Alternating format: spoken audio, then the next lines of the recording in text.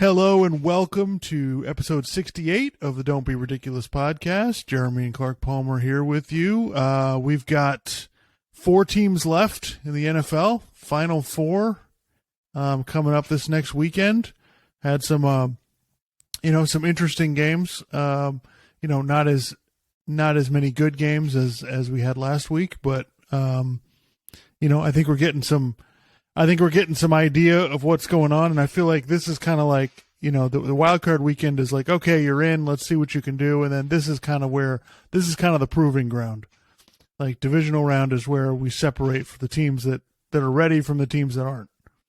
Yeah, I was listening to Le Batard and Friends today, and, okay, were the games great this weekend? No, but were they interesting? They were interesting. Like, Mike Schur was on there going, yeah, the games are all awful. And I'm like, the Bills-Bengals game wasn't awful. It was competitive for a little bit, and it was kind of interesting seeing them just beat the crap out of the Bills. The Cowboys 49ers game, that was decent, Yep. And then I'm trying to think what else. So the Eagles game. The Jags-Chiefs game was good. Yeah, the Jags-Chiefs game, it almost became really good. It's just the guy fumbled on the goal line. So, or not at the goal line, but at the 2-yard line or whatever it was. So, yeah, the games were good. They weren't, absolutely great, but, that's what you get. Yeah, they weren't epic, but, I think it sets up for we should get 2 really good games this next weekend. So, yeah.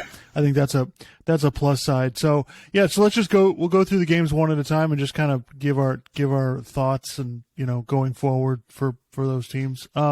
So, I thought, the Jaguars had a real chance to win that game. First of all, Mahomes getting injured, the whole thing changed. You could feel it in the moment when that happened.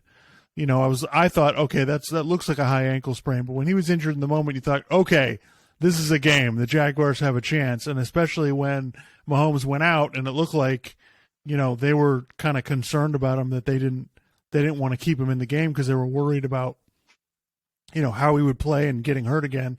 And so, but surprisingly enough, Chad Henne led him on a 98-yard drive, and and then Mahomes came back in and was able to lead him to victory. But the Jaguars had a chance. They had 2 turnovers on their last 2 drives of the game, and they had a real shot there, and they weren't really bad turnovers. Like, the fumble was kind of just an unforced error, and then that ball that got intercepted. That if he throws the ball to the right spot, that would have been a touchdown. So I really think what surprised me, though, was that I couldn't believe they just were leaving Travis Kelce wide open the whole game. He caught 14 passes. It just surprises me. If you're going to play the Chiefs, you have to take Travis Kelce away. Yeah. Like, you have to. That's your focal point. I feel like you have to take that away, and they just didn't do it. But you could see, the Jaguars look like a team that was new to the playoffs. They had not been there before. And the fact that they made it to this point is kind of insane. If you'd have told me before the season the Jaguars are going to win a playoff game and have a chance to beat Kansas City in Kansas City, I would have said you were crazy.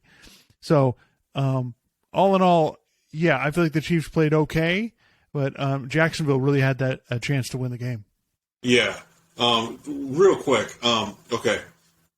There's been a couple morons on the internet, big surprise, morons on the internet, who think the injury to Patrick Mahomes was intentional, that the defensive lineman intentionally fell on Mahomes' leg to give him a high ankle sprain.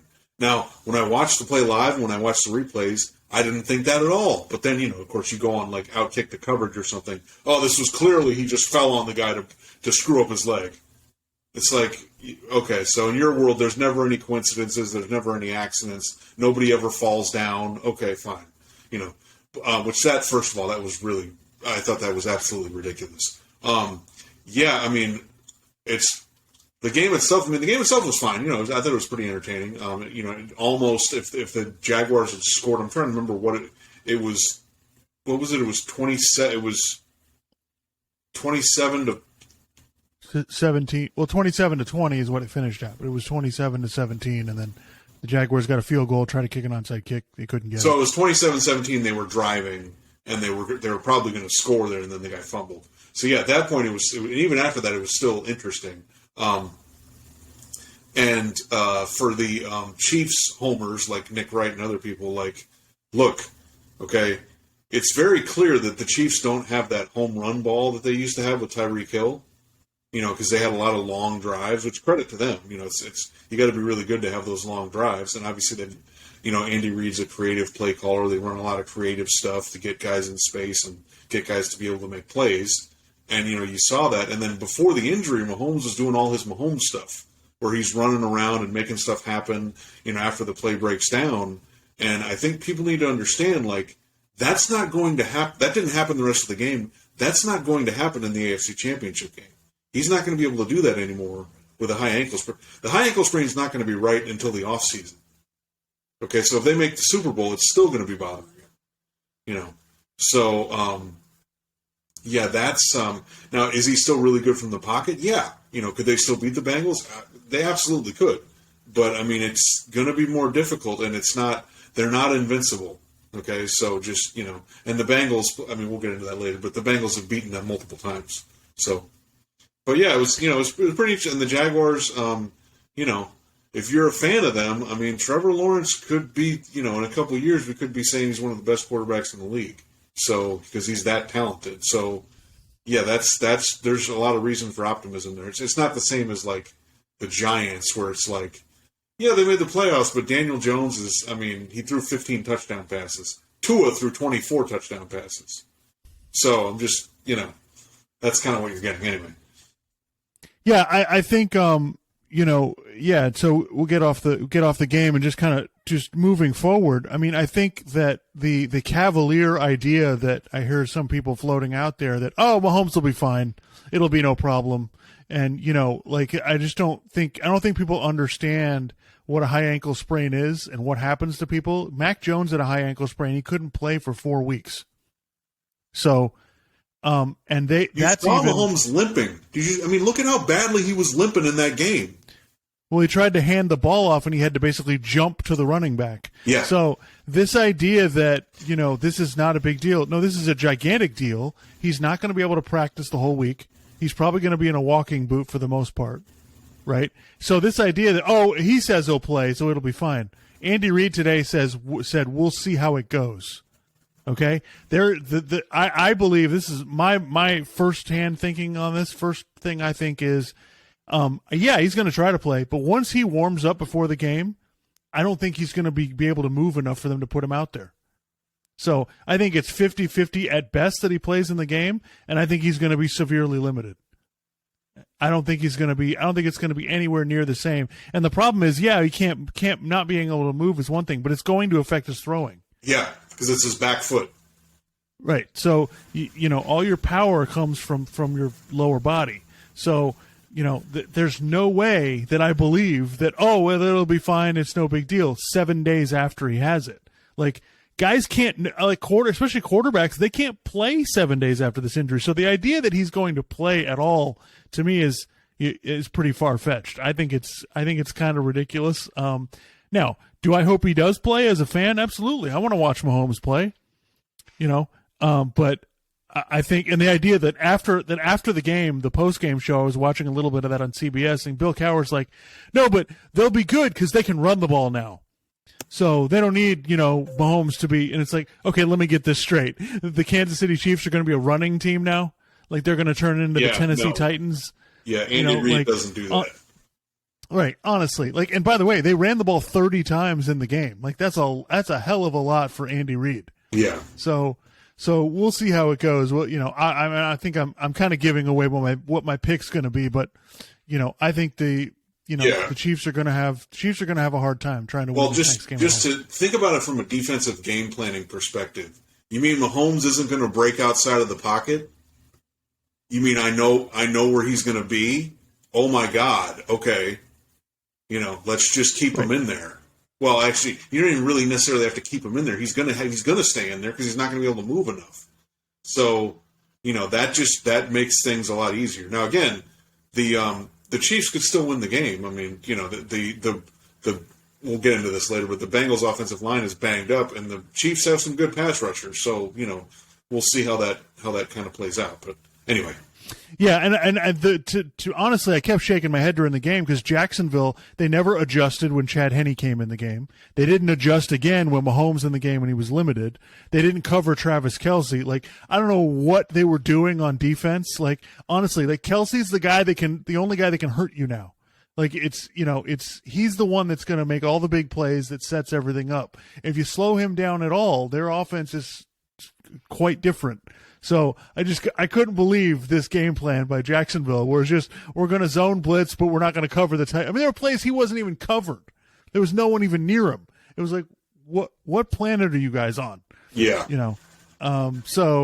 And, and by the way, we go crazy about giving Chad Henne credit for that 98-yard drive. He threw the ball for 23 yards on the drive. Like, it's not like that wasn't the best of the Chiefs on that drive. And I feel like Jacksonville kind of blew it on defense more than offense. Defense, they should have played a lot better. Offense, they just didn't make. There were a few plays they just didn't make. Well, I mean, look, Andy Reid, the way that they run their offense, it's so creative and there's so much motion and there's so much stuff going on to create easy completions and easy yards. Okay, so and Chad Henne took advantage of that, which fine, that's what he should do. But let's not go nuts here. Yeah. So moving on to the next game on Saturday. This isn't going to take very long, but. Boy, the Eagles just they didn't want to hear anything about anybody criticizing them at all. They went out there and just laid the smack down. That was that game was over in the first half. That was pretty ugly. Yeah, I mean, I stopped watching. I didn't watch the second half. Which I guess that's good for Philadelphia because they can it looked like at the end of the season they had some injuries and they're trying to get back to. They got back to themselves in that game, so. They look like the team that we saw earlier in the year. So, they're kind of moving in the right direction, going to the NFC Championship game, and they're we'll look forward to them playing San Francisco. But I mean, they're going to be tough to beat, especially against like Cincinnati, for example. I'm like Cincinnati's got problems against them. I feel like so. Yeah, it showed the difference in talent level. I mean, Philadelphia just has way more good players than the Giants do, and that wasn't the real Eagles we were getting the last 3 weeks of the season. And we knew that. It was just we didn't know that the Eagles were going to be healthy in this game. And I thought that I picked. I didn't bet the games, but I picked them against the point spread, and I went 3 for 4. This was the one I got wrong. I thought the Eagles would be would kind of work themselves into it. They came out and just kicked ass from the beginning. For the Giants, like they've kind of got themselves in a tough spot, because now they've got to decide what they're going to do with Daniel Jones and Saquon Barkley. And, we can see that, Daniel Jones is obviously not a franchise quarterback. I don't know how you could debate any of that. But the Giants are going to have to figure that out after, I know people got crazy excited after the Giants beat the Vikings, which, yes, they get credit for the win. But, I mean, come on, that's nothing. It's not even – I'm surprised we really count it as a playoff win. Because this is – the Giants have some issues. They really don't – they're using Daniel Jones, but he's obviously not their long-term solution. It kind of shows. I mean, listen, this is the NFC was pretty bad this year, and there were some teams that got in that probably shouldn't have gotten in, and that's kind of how it worked. But I think going forward, I think like Jalen Hurts didn't really have to throw the ball that much in this game. He only threw it for 150 yards, so that does concern me. And he definitely was not as aggressive running the ball. He didn't want to just take guys on. He would run outside the pocket, but he was getting out of bounds, keep sliding, didn't want to take any hits. So that's the only thing that concerns me going forward about the Eagles. I mean, I see that he can throw the ball well enough, right? And they can make enough plays, and Philadelphia physically can stand up to anybody. But I'm just concerned that, because the 49ers are going to not let the Eagles run the ball for 260 yards like the Giants did. So we'll see how it goes. That's the only thing that gives me pause about them. But up front, the Eagles are a nightmare. Yeah, I don't know how you block. I don't know how you block those 4 defensive linemen. I don't know what you're supposed to do. And they have some pretty decent corners out there. So and they have, I think the front four guys had like 60 sacks or something. Like it's, the Eagles, they get incredible pressure with their four guys. So this is going to be really, really fascinating. But man, they just blew the doors off the Giants. Yeah. Yep. Yeah. So moving on to, this is a game I was most excited about, the Bengals against the Bills. And, I thought I knew it would be cold. I didn't know that it would be snowing like it was. But, from the opening kick, the Bengals came out and just, they executed the Buffalo Bills to death. And, you could see that, it was like, oh, man, their offensive line's banged up. Well, their offensive line played great. And, as a Dolphins fan, I got to admit, it really pisses me off that the backups for Cincinnati are better than the starters for the Dolphins. Yeah. That really, really annoys me, But from what I was, listening to some podcasts today, the Bengals were prepared for this. They drafted Jackson Carman from Clemson. They had Sharping. Like, they were prepared for – they decided, last offseason they're not going to let these offensive line issues stand in their way. And so they really did a great job with it. You know, now it was a hell of a game plan by the Bengals to, throw short passes and run the ball and do all of the things that they did. But this was honestly I know everybody loves Joe Burrow today, but they won this game up front.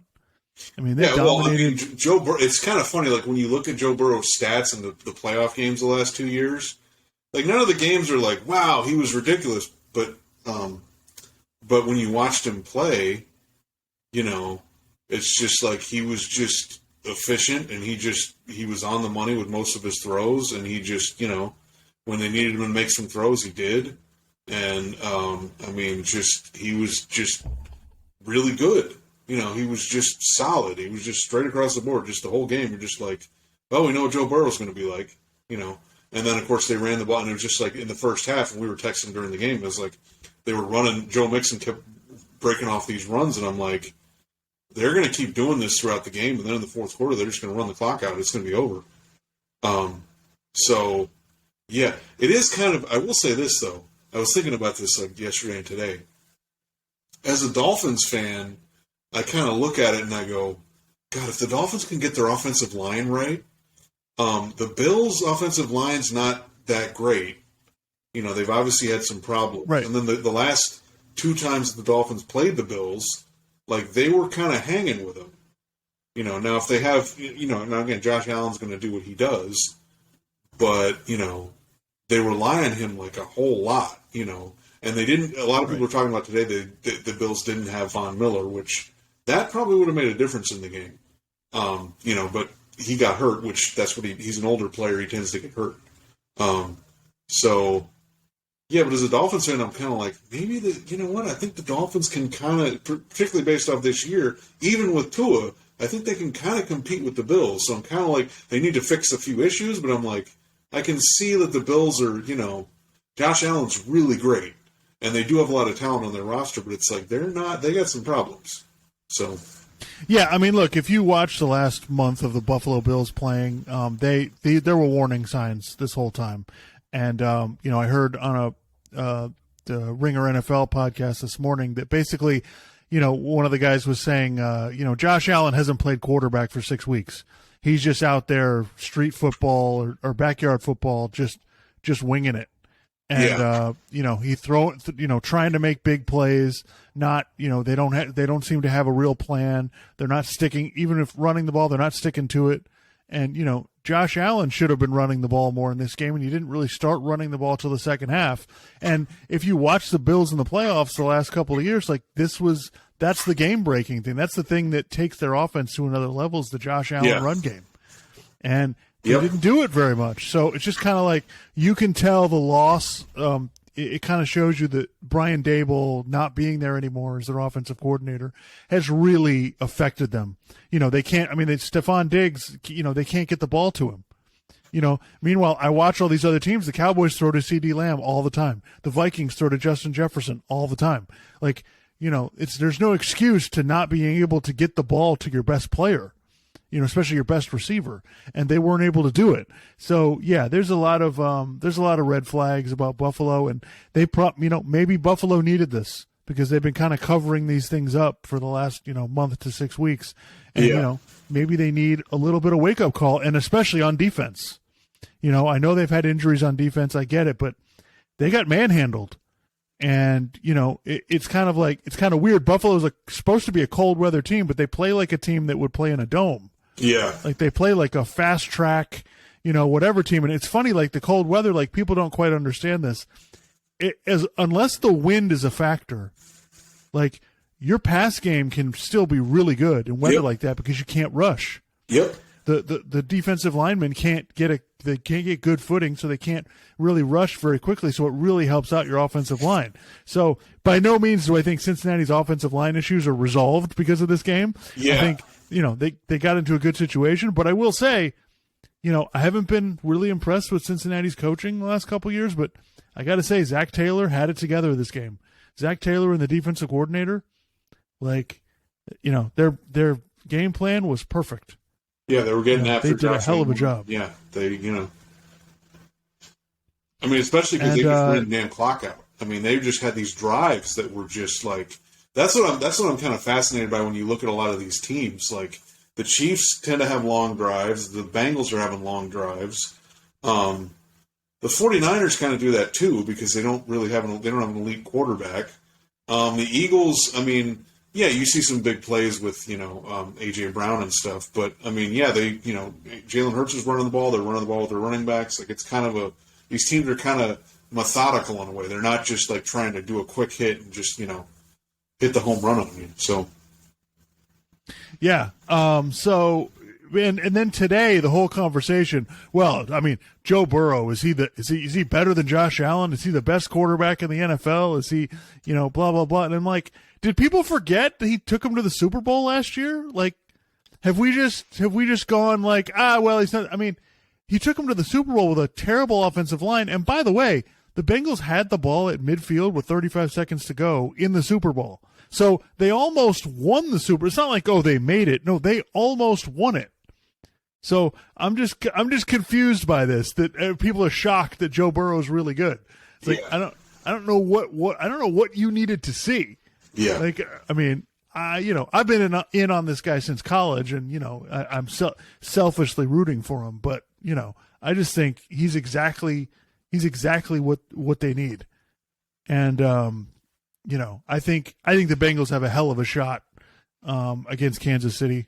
I know the game's in Kansas City, and I know they've beaten them 3 times, and how can they beat them 4 times? And I think people make way too much of that. Like, let's see what happens this week, but. Yeah, I think the Bengals are in a really good spot. Yeah, they're just. And their receivers. You got Jamar Chase, and then you got T. Higgins, and who's the other guy? Boyd. They got like a huge tight end, like just big receiving targets. So they're really loaded, and the running backs P. Ryan and Joe Mixon, like they really got. Well, and to me, honestly, their defense, we saw it last year how good their defense really is, but yeah, they were tremendous, yesterday. So I think they're going to be, and they were getting pass rush with 3-man. They were using 3-man rushes sometimes and getting to the quarterback. Yeah. So it was really really impressive job all the way around by Cincinnati. And I know the quarterback's going to get all the credit, but they really have everything. They're really a complete team, and they showed it in that game. So moving on to the last game, the 49ers and the Cowboys. Look, how about there's so many. Sorry. Right. How about them Cowboys? There's so many ways to dissect this game. I look at it like this. Like, you can see in the game, the Cowboys don't do the little things well. They can't get a lot of these little things right in the game, and it ends up costing them. And, the accumulation of that, like, it's fine in the regular season. Like, maybe in the wild card game you can beat a team, but eventually these things get to you. And that's kind of I feel like what happened in the game. Some of their clock management was ridiculous. That last play they tried to run, I don't know what the hell that was. But they, and it's like I feel like they put the whole offense on Dak to try to figure it out, and you can see the guy needs help. Like, he's not capable of doing this all by himself. So, I feel like I feel like that's kind of the story of the game. The other story, that I think is coming out of it is people salivating over Brock Purdy and talking about, how, wow, he's fantastic, blah, blah, blah. Never mind that that catch by George Kittle is one of the greatest catches I've ever seen in my life. So I think the 49ers are good, really good team, but they scored 19 points at home and they struggled like hell to do that. And if you can't see Brock Purdy as a second coming of Jimmy Garoppolo, I don't know what to tell you. Not to mention the Cowboys dropped some interceptions. And I'm not trying to bang on the guy. He's doing exactly what he's supposed to do. The plays are called. He's executing exactly what he's supposed to do. But yeah, they're not winning because of Brock Purdy. Okay, they're winning because their skill position players are unbelievable. Their defense is ridiculous. And that's why they won the game. He made enough plays. They ran the ball really well. But I think the Cowboys, and it just shows you the Cowboys made a bunch of mistakes and were right there at the end. They still had a chance to tie the game at the end. I didn't believe they were going to do it, but they still had a chance. Yeah. Well, you were saying today that the Cowboys overachieved. I think they achieved. I think they hit their ceiling. To me, their ceiling is if you get a good matchup in the wild card round, you make it to the divisional round. To me, that's their ceiling. And then people are, there's all this talk today. Well, Dak Prescott's not good. It's like, this is one of the most annoying things in sports that we constantly do. We debate things when we know what the answer is. It's like, Dak Prescott's, he's just a mediocre quarterback. What do you want? That's what you get. He was a fourth round quarterback for a reason. And this is what you get. When he plays really good teams, he tends to not play that well. He threw some bad interceptions, and it's, I don't know. And then people are talking about, it's the coach's fault, blah blah blah. It's like, you could argue they could get a different coach, but how far are you going to go with a mediocre quarterback? I think the Minnesota Vikings have a good offensive coach, and Kirk Cousins has limitations. And in a lot of ways, Dak Prescott's kind of like Kirk Cousins. You're paying him a lot of money. He puts up pretty good numbers, but, you get to the playoffs against the better teams, and he just doesn't play that well. And that's just what he is, So,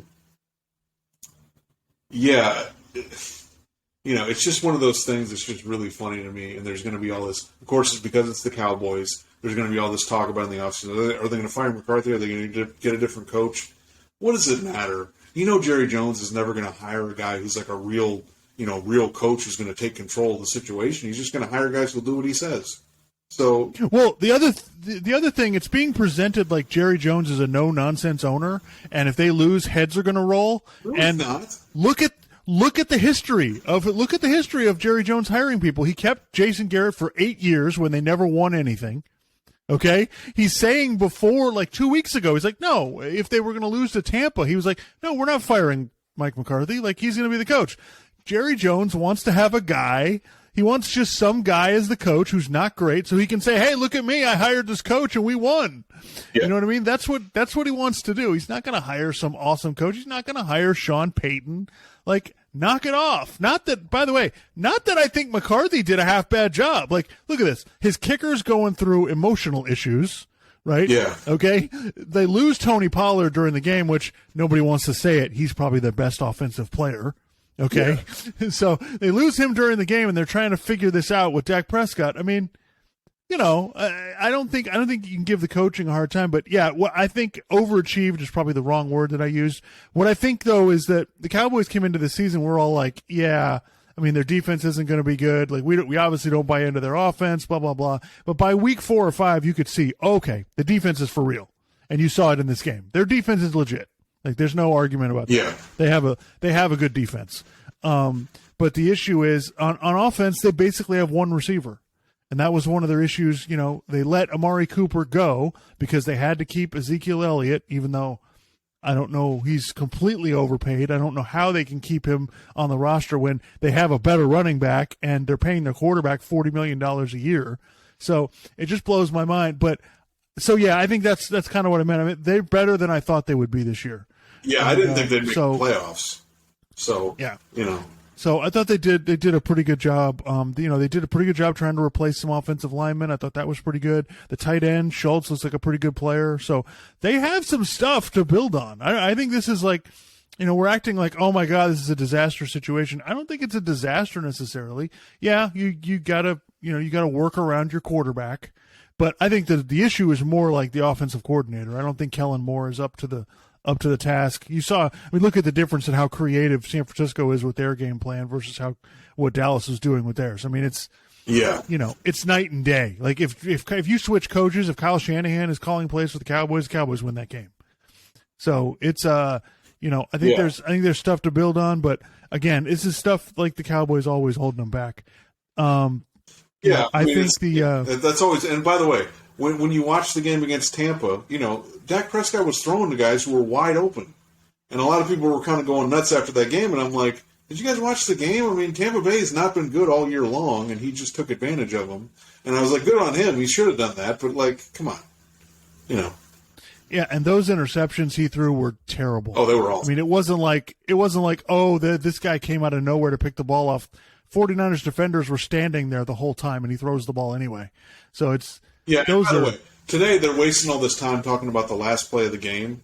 Guys, okay, this isn't as bad as last year when they were talking about the sneak the quarterback run and they ran out of time. Because guys, even if he had spiked the ball, they would have been at the 30-yard line trying to throw a touchdown pass just to tie the game. Okay, and everyone went nuts about that, and I'm like, who gives a shit about that? They played like shit for 3.5 quarters. That's the game, And then this one, it's like, who gives a shit about that last play? Nothing's going to happen there. They lost the game way before that. Like what? Right. Yeah. No, you're not going to go 80 yards in one play. No, they lost the game. Honestly, it was just a couple of things. If you look at it, right, they throw the interception in the red zone. They hold the 49ers to a field goal, but okay, so they gave up 3 points there. Yep. Dak throws an interception when Dallas is driving, which that's another 3 points, and you miss the extra point. That's 7 points right there. Yep. And so if you'd have just, if you'd managed the game better, you might have had a chance, which but anyway, moving over to the 49ers, like I tell people, look, the 49ers look like a really good college football team. Super athletic, speed everywhere. They look like Alabama when they're playing, some inferior team. They just have all of these guys flying all over the place. It's really incredible to watch. I really like, it's tough not to like everything San Francisco does. I think they do a hell of a job with a rookie quarterback. Yeah. And they're going to the NFC Championship game. It's just, I think they do an incredible job. I think Brock Purdy has limitations. I think I hear like Bill Simmons and everybody else saying he has it. I think this guy's got it. He's legit. I'm just like, all right, whatever. What does he have? Let's just slow down. Like, I feel like if he throws a couple of picks in the next game, everybody's going to bury him. And it's like, guys, this is what he was.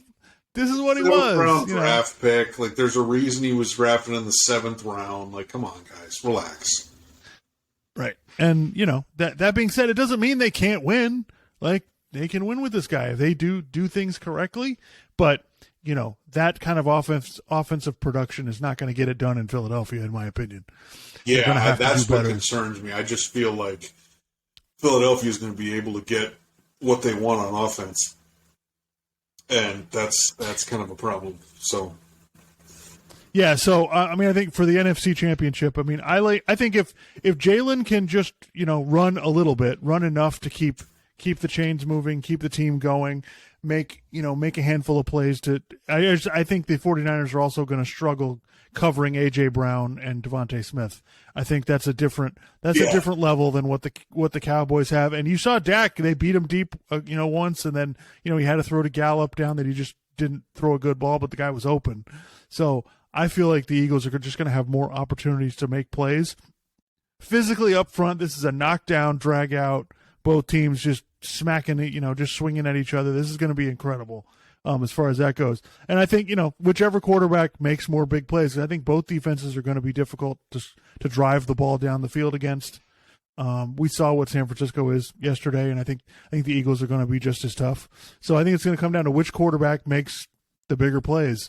Yeah. And if you're asking me, I trust Jalen Hurts to make the plays. Yeah, I'm going Eagles, Bengals. I think that's what the Super Bowl is going to be. And then, we'll see how that, but yeah, I feel like the Eagles have more on offense that they're going to be able to do what they need to do. I still think it's going to be a close game, but yep. I just think they're going to be able to get done what they need to get done on offense better than San Francisco will. And I just feel like this may be a game where Brock Purdy, I don't want to say comes back down to earth, because it's not like he's been playing unbelievably well or anything. He's just been solid. But, yeah, it's going to be a game where, like you said, he could make a couple mistakes, and that could be the difference in the game. So, yeah, I definitely think Shanahan can can lead, right. Call enough good plays to get them a few drives. But I just don't know when you get to the second half, is he going to still be able to scheme their way down the field? Is it because it's just Philadelphia? I mean, Philadelphia's defensive line is a nightmare. Yeah, it's tough to handle all that stuff, all that speed.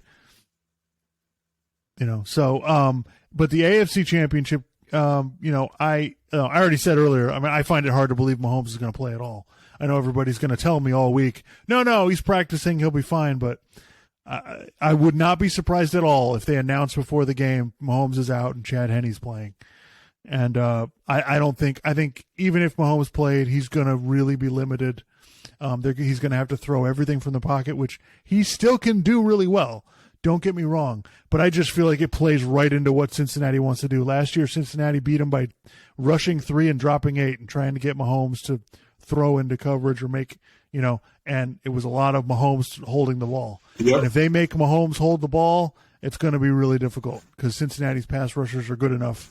They're going to get there. And if Mahomes is not going, like you said, game plan wise, if they know Mahomes can't go anywhere, it makes it a hell of a lot easier to cover. Yeah. To cover what the Chiefs are trying to do. Yep. I like the Bengals before the, even with their offensive line injuries and Mahomes healthy.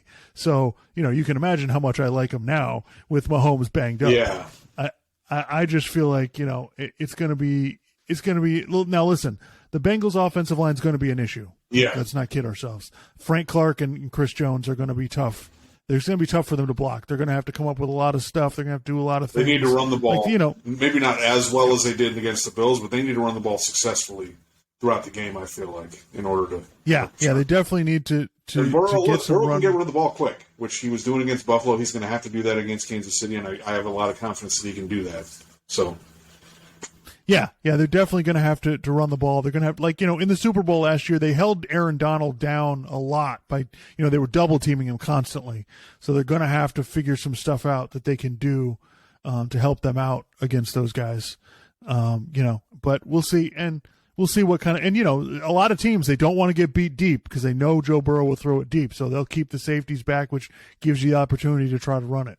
Yeah. And they had a lot of creative ways to get, to use Jamar Chase to fool the defense, or to actually use Jamar Chase and hand him the ball in the backfield or something. So I think they're just going to keep doing, and that's one of those things that I'm really noticing. Like in the NFL, in 2023, on offense, you need to have the ability to be dynamic like that and do a lot of different things, because if defenses can lock into what you're doing, they're just going to take it away. Right. Eventually they'll take it away. So that's why the Chiefs and the 49ers and, what the Eagles are doing, what the Bengals are doing, that's why that stuff really worked. Even you talk about the Dolphins a lot. I mean, McDaniel, I felt like, did a lot of creative stuff this year. That's what you kind of have to do in order to get some of these plays, because the defenses, as much as we say it's an offensive league and stuff, the defenses there's still so much talent on defense. You got to be able to misdirect people and fool them a little bit to get some yards after the catch and to get some big plays. Yeah, especially these defensive coordinators, especially the ones with good teams, they know what they're doing. They're going to figure out, they're going to come up with something to combat whatever you're doing. And I don't think the Chiefs do I think the Chiefs could run the ball well enough to win? Yeah, they could, but they're not going to do that. I mean, We know Andy Reid. Andy Reid is not just going to commit to running the ball and this is how we're going to win. I don't buy it. He didn't do it last year. He hasn't done it this year. I don't believe he hasn't done it throughout his career. Anytime someone's like, oh, they should run the ball more, he's not doing that. Right. I don't believe that they will. Now, they probably will run it more than they usually do. Yeah. Right.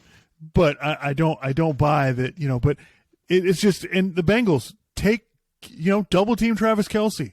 Like, take Kelce away. That's the key to the whole thing. Once you do that, it's not like they have all these deep threats. They don't have Tyreek Hill anymore. Like, that's the key to, solving this team. And you take that away and you let the pass rush work and Mahomes can't move. Yeah. Like, I think you've got him. I think it's going to be. But I mean, again, I'm saying, Bengals, Eagles, but it could easily go the other way. I could see a scenario where it goes the other way. So, but I feel like that's going to be something that we're talking about this now, but I feel like throughout the rest of this week, a bunch of people are just going to downplay the Mahomes injury, and I'm just the whole time I'm going to be listening and going, guys, this is a really big deal. You cannot downplay this. Like, he is not going to be himself. You saw him in that game against Jacksonville. He is not going to be himself. And honestly, look at other players that have gotten high ankle sprains. It's not difficult to figure out. They can't, most of the time, they don't play the next week. Yeah. Like, there's no way, like, you can't play through it. And I understand they're going to, they're probably going to shoot it up with whatever, and he's going to try to play with it. But I mean, if you think you're getting the same Mahomes, I don't know what to tell you. Yeah. But yeah, I agree with you. I think Eagles, Bengals, I think that would be incredible. I'd really enjoy that a lot. And I think these two games, I'm really going to enjoy. Yeah. So looking forward to it. So before we get out of here, I wanted to talk about something. Well, first of all, ridiculous take of the week. Skip Bayless said that if the Cowboys had played Cooper Rush, that they would have won the game. So I just couldn't help it. I saw that on the big lead. I was like, oh, it's classic. It's absolutely classic. It's perfect. Yeah. There's nothing else I could say. But the event that I just wanted to kind of point out was, so Shannon Sharp of Undisputed. So he was at the Lakers game, I think on Saturday night. Yeah. And he got into it. So the Memphis Grizzlies are playing the Lakers. The Grizzlies were trying to win their 11th or 12th game in a row. The Lakers managed to win, which is a surprise, the Lakers beating an actual good team. And at one point, Dylan Brooks got into it. So Shannon Sharp sitting courtside. At one point, Dylan Brooks of the Grizzlies got into it with Shannon Sharp, and he was kind of, from what I understand, he basically said, F you, blah, blah, blah. And Shannon Sharp said, F you. And they started, kind of yelling at each other. So Shannon Sharp is on the court, pointing to the spot right in front of him, come over here and say that, come over here and say that, blah, blah, blah, blah, for 15 minutes. Okay. Finally, the Grizzlies. So there's a little bit of guys come off the bench. Steven Adams comes over and gets in Shannon Sharp's face, and meanwhile, the whole time Shannon Sharp is wearing a sweater, like a sweater that, cardigan? Like a cardigan. Yeah. It's open. He's wearing a cardigan. It was just like, what are you doing? So, yeah, I don't know what the hell Shannon Sharp is doing. So they make him leave the court, right? And so he goes back and he talks to the Dave McMenamin, one of the Lakers reporters or whatever. And he's like, they didn't want all this smoke. They didn't want this smoke. They kept talking trash, but they didn't want all this smoke. And it's like, Shannon, they're playing in a basketball game. You really think that their goal is to try to fight you? Like, what are you doing? And then not only that, they let Shannon Sharp go back to his seats after they removed him from the game, which is, by the way, if any fan says anything like that to another player, the players point them out and they're removed. Like, fans get removed from games and ejected all the time. Yeah. But yet Shannon Sharp gets to act like a complete buffoon, okay? Just completely off his rocker. I don't know what his deal was. Did you come to the Laker game to get into a fight with an NBA player, and did you actually think they were going to fight you? Yeah. I don't know what your deal is. But that was absolutely insane, and Shannon should know better. I know everybody's, it blows my mind that, do better, Shannon Sharp. You're on a national television show. Like, what's your deal? And if somebody talked to you like that when you were playing, how would you have reacted? Yeah. Yeah. So it kind of pissed me off. Now, I heard on JJ Redick's podcast, he said he looked up that cardigan. It's a $3,100 cardigan. Of course it is. It's a $3,000 cardigan. He's trying to get into a fight. It's just like, are you kidding me? I mean, you realize that the Shannon Sharp and Skip Bayless are getting paid millions of dollars to be watched by, I don't know, 500,000 people, maybe. I mean, because their show's on at what 10 a.m. or something, or 9:30 or something. I mean, like, it's just kind of funny to me that they get paid so much money, and it's not like millions of people watch them. I mean, maybe, I don't know, maybe on YouTube, maybe they get a lot of clicks on there, I don't know. But. Right, and then Shannon Sharp had to come out and apologize today. Like, he did an apology on the show, apologizing to, and but by the way, it was such a weak apology, too. He was like, listen, I shouldn't have acted that way. It doesn't matter what Dylan Brooks said or how many times he kept saying it. I shouldn't have done it. It's just like, come on. So, yeah, I just thought we should bring that up because I think, the podcast is called Don't Be Ridiculous, and I think we need to point out the ridiculous crap people do in sports. Yeah. And so, Shannon Sharp, man, get it together, man. Like, you're better than that. I hope you're better than that. That's absolutely ridiculous. Yeah, well, meanwhile, Colin Cowherd is continuing his Aaron Rodgers hate fest. Just, which we know we're going to hear a bunch of this throughout the offseason. It's just like, did we talk about this last time? I can't remember, but it's just like, we know what Aaron Rodgers is at this point. Does anybody care? Colin acts like people are arguing with him. I'm like, who's arguing with you about this? Right. Yeah, no, Aaron Rodgers is weird, and honestly, like, I'm done with it. It's like Brett Favre at the end. I'm done with it. Let me know when you decide something. Yeah. Otherwise, shut the hell up. Like, I'm not interested in. Like, I don't care. Like, I'm not interested in what you're thinking about or what you're. Why do you think we're that interested in your life? Like, we're not. We're interested in. Are you going to play football when the season starts? Okay, so cool. Wake me up in August. Yeah. Like, honestly, I don't care what you're doing over the next 6 months, dude. If you want to go to South America and drink ayahuasca, I really don't care. Do what you're going to do. And then there's going to be, we're starting to, because we're getting closer to the off season, so all the hypotheticals and all the speculating about off season stuff, and it's like, Colin today, I think the Cowboys should take calls on Dak Prescott. It's like, who are you going to trade Dak Prescott to? Do you realize how much money he makes the next couple of years? He's going to be their quarterback. Stop. Okay, you can criticize, how good he is or whatever. That's fine, but I mean, same thing with Kirk Cousins. Who else are they going to go get? You're going to go get Derek Carr? Okay. Like, what does that do? Who's trading for Kirk Cousins and Dak Prescott now that they make an ungodly amount of money? I mean, yeah, exactly. No one's trading for them. So, no, listen, should they draft a quarterback? Yeah, go ahead. Yeah, draft a quarterback if you want. That's fine. Yeah. But, no, there's no, I do think, as far as off-season for these teams, I do think the Cowboys should consider moving on from Ezekiel Elliott. Yeah, which I've heard people say they probably are going to, but, we'll see. Yeah, I think that's kind of done. I think that, the Jaguars are on the right track. There's not much to say about them. The Giants, they need to decide, they got Daniel Jones and Saquon Barkley, and they both need to be paid in some form or fashion. So they need to figure out what they're going to do. My sense is they probably franchise Saquon Barkley and try to, see what they can do with Daniel Jones. And if Daniel Jones wants some crazy offer, like, hey, go see what the market is. Because I don't think he's got a very big market anyway. Yeah. Like I said, when I heard that he threw 15 touchdown passes, I'm like, damn, Tua threw 24. I mean, shit. Okay. And he missed 4 It could games. be worse. Yeah. Right. No, listen. Yeah, it could always be worse. Yeah, I don't, but it's like, it's kind of like the teams we're talking about. It's like they don't have the long-term solution figured out, at quarterback. So, well, that's the whole thing. Right? I mean, you could have all this, like the 49ers, that's the thing. You could have all this other stuff right, which they do. But the quarterback thing is always the problem, so it's just, can they actually get over the hump? I don't know. So.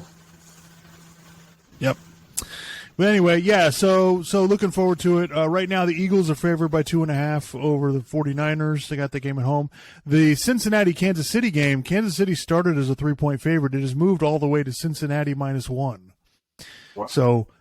So there is a lot of concern about the Mahomes injury, obviously, because that's all that is. It has nothing to do with anything else. So we'll see. We'll see how that goes. Yeah. But that tells you, that with 3 points, everyone jumped on Cincinnati. Yeah. So I think that kind of tells you what you need to know there. I think people are probably looking at the Eagles. Oh, they won 38-7, so everybody's going to kind of jump on the Eagles. Slow down. San Francisco is not a pushover, man. Yeah, They're not. The Giants. They're not Giants overachieved this year, so let's not. Yeah. Right. So, anywho, that's all we got for episode 68. Thank you for tuning in. Make sure you like, subscribe, comment, tell us why we're wrong, tell us who you think's going to win, and look forward to the conference championship games next weekend. Take care, everybody.